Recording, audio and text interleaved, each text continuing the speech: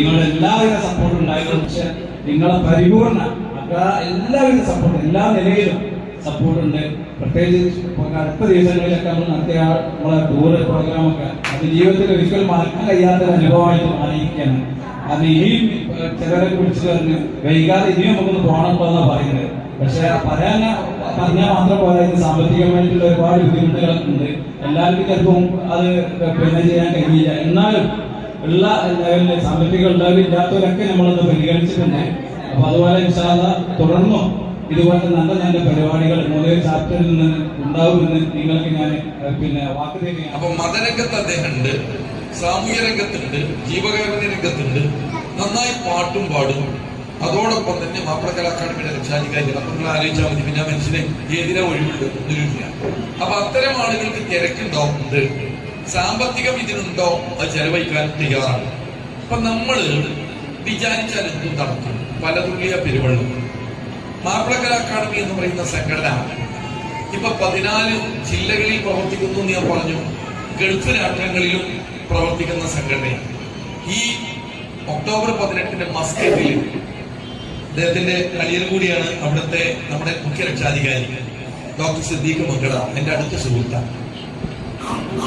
അവിടെ ഒരു mega event വരികയാണ് ഒക്ടോബർ 18. നവംബർ 21 ദുബായ് ചാപ്റ്ററിന്റെ ഒരു മെഗാ ഇവന്റ് അവിടെ നടക്കുകയാണ്.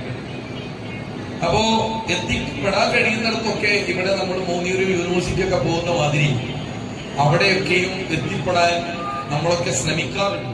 അബിൻ സാഹിബ് മുതൽ എല്ലാരെയും മുൻകൂട്ടി ഒരു മുഖവര എടുത്തുകൊണ്ട് തന്നെയാണ് ഞാൻ പറയുന്നത്. എന്ത് രസകരമായ ഒരു ഇരുത്താണ്. നിങ്ങൾ എല്ലാവരും എന്തൊക്കെ ഒരു സ്ഥലത്ത് പോയി ഇരിക്കുന്ന പോലെ നിങ്ങൾക്കൊക്കെ തോന്നുന്നില്ലേ? ഒരു വീട്ടിൽ നിന്ന് ഇറങ്ങി വൈകുന്നേരമൊക്കെ ആവുമ്പോൾ നല്ല പാട്ടൊക്കെ പാടി ഞാൻ പാടുന്ന പാട്ട് വളരെ രസകരമായിട്ടുണ്ട് എന്ന് സ്വയം നമ്മൾ മനസ്സുകൊണ്ട് ആദ്യം ചിന്തിക്കാം. മറ്റുള്ളവർ കൈയടിച്ചോ കൈയടിച്ചില്ലേ നോക്കരുത്. ഞാൻ പാടിയത് എനിക്ക് ഇഷ്ടപ്പെട്ടു എന്ന് ചിന്തിച്ചാൽ നിങ്ങൾ പാടിക്കൊണ്ടേയിരിക്കും. ഇപ്പൊ ഒരു ലാംഗ്വേജ് പഠിക്കണമെന്നുണ്ടെങ്കിൽ എനിക്ക് പറയാൻ അറിയോ, ഞാൻ അവരുടെ ഇടയിൽ പോയി പറഞ്ഞാൽ അത് ബുദ്ധിമുട്ടാകുമോ മോശമാകുമോ ചിന്തിക്കരുത്. പറയണം, അറിയണമായി പറയണം. വീടുകളിൽ അമ്മമാർക്കും അച്ഛന്മാർക്കും ഒക്കെ സംഘർഷം മാറ്റിവെക്കാനുള്ള ഒരു സമയമില്ല. കാരണം ഒന്നുകിൽ കുട്ടികളുടെ വിദ്യാഭ്യാസം, അല്ലെങ്കിൽ ട്യൂഷൻ മാസ്റ്റർ പറഞ്ഞ കാര്യങ്ങൾ, കുട്ടിയുടെ പിന്നോക്കം, പഠിത്തത്തിന്റെ കാര്യത്തിൽ പിന്നോക്കം പോവുകയാണ്.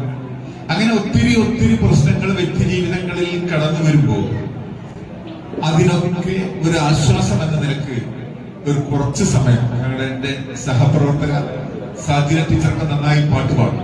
പക്ഷെ എനിക്ക് എന്തൊരു ദൗർബല്യം എനിക്ക് പാട്ട് പാടാൻ ഞാൻ ശ്രമിക്കാനിട്ടാണോ എന്ന് അറിയില്ല. എനിക്കത് അത്ര സാധിക്കാത്ത വ്യക്തിയാണ്.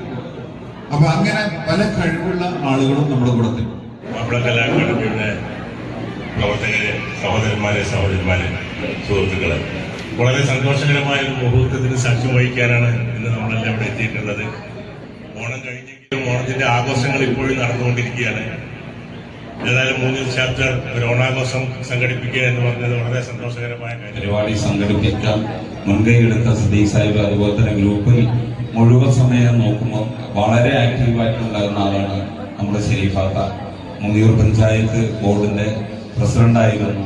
അവരെ മുക്തകണ്ഠ പ്രശംസിക്കാൻ ഞാൻ ആഗ്രഹിക്കുകയാണ്. എല്ലാവർക്കും ഓണാശംസകൾ നൽകുന്നു. നന്ദി, നമസ്കാരം. നമ്മുടെ മാപ്പിള അക്കാദമി മൂന്നിയൂർ ചാപ്റ്ററിന്റെ പ്രവർത്തനങ്ങൾ വളരെ സജീവമായി ഇവിടെ നടക്കുന്നുണ്ട് എന്നറിയുന്നതിൽ വളരെയധികം സന്തോഷം. പരിപാടിക്ക് എല്ലാവിധ ആശംസകളും അർപ്പിച്ചുകൊണ്ട് ഫിറോസ് തിരൂർ ചാപ്റ്ററിന്റെ അമരക്കാരനാണ് ഫിറോസ് ബാബു ഗായകൻ.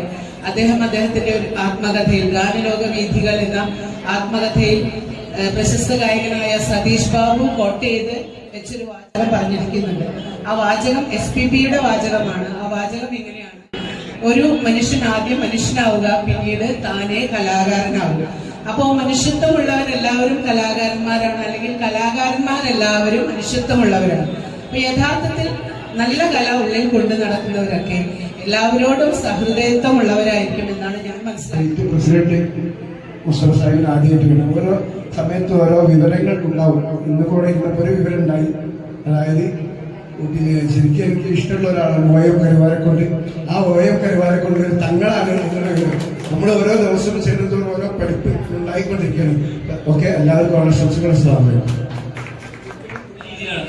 ഞാൻ പാടുന്ന രീതിയിലായിരിക്കും മറ്റുള്ളവർ പാടുക. പക്ഷെ നേരത്തെ റസാഖ് സാഹിബ് ഞാൻ തിരുത്തി പുകഴ്ത്തി പറയല്ല, ഞങ്ങളുടെ നാട്ടിൽ ഞങ്ങൾ എപ്പോഴും ഒരു ബഹുമാനത്തോടു കൂടി കാണുന്ന ഒരു വ്യക്തിയാണ്.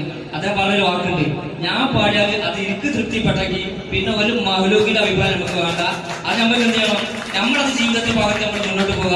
ഒരാളെ സപ്പോർട്ട് നമുക്ക് ആവശ്യമില്ല, പക്ഷെ സപ്പോർട്ട് വേണം. അത് പോസിറ്റീവായ രീതിയിൽ എടുത്തുകൊണ്ട് മുന്നോട്ട് പോകാൻ വേണ്ടി എല്ലാവരും മുന്നോട്ട് വരാൻ മാത്രം പറഞ്ഞിട്ട് നിർത്തുന്നു. ഈ പരിപാടിക്ക് എല്ലാവരും ആശംസിക്കുന്നു. ഞാനൊരു മൈക്ക് പിടിക്കാറുണ്ടോ, പ്രസംഗിക്കും, അത്യാവശ്യം കൗൺസിലറും കൂടെ ആയതുകൊണ്ട്. പക്ഷെ ഇങ്ങനെ ഒരു പാട്ട് പാടലില്ലായിരുന്നു. പക്ഷെ ഇന്ന് ഞാനൊരു പാട്ട് ഇവിടെ പാടും. ഇപ്പോഴല്ല, പക്ഷെ നിങ്ങളെല്ലാവരും ആസ്വദിക്കണം. കാരണം ഞാൻ ആദ്യമായിട്ട് കരോക്കെട്ട് രണ്ടാമത്തെ പാട്ടാണ് പാടുന്നത്. കാരണം കരോക്കെട്ട് പാടലില്ലായിരുന്നു. പക്ഷെ അതിന് പ്രചോദനം നൽകിയത് ഈ മാപ്പിളകര അക്കാദമിയാണ് എന്ന് ഞാൻ ഓർമ്മപ്പെടുത്തിക്കൊണ്ട് എല്ലാവിധ ആശംസിക്കുന്നു. അക്കാദമിയിലെ എല്ലാ സഹോദരി സഹോദരന്മാർക്കും എന്റെ നല്ലൊരു ഓണാശംസകൾ എഴുതുന്നു. പിന്നെ ഈ കേരള മാപ്പിളകര അക്കാദമിയിൽ വന്നതുകൊണ്ട് ഞാൻ നല്ല സന്തോഷിക്കുന്നുണ്ട്.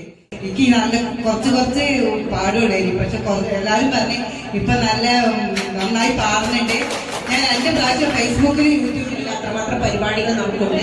ഏതായാലും നമ്മുടെ ഈ ചാപ്റ്റർ ഒരു 3 വർഷം മുമ്പ് കാലിക്കറ്റ് യൂണിവേഴ്സിറ്റിയിലെ ഒരു ചാപ്റ്ററിലേക്ക് ഞങ്ങളെ സെറീന ഹസീബ് കൂട്ടിക്കൊണ്ടുപോയതാണ്. അത് എന്താണ് മാപ്പിളകല അക്കാദമി എന്നോ അല്ലെങ്കിൽ എന്താ പാട്ട് എന്നോ അറിയാത്ത എന്നെ അങ്ങോട്ട് കൂട്ടിക്കൊണ്ടുപോയത് ആദ്യമായിട്ട് സെറീന ഹസീബാണ്.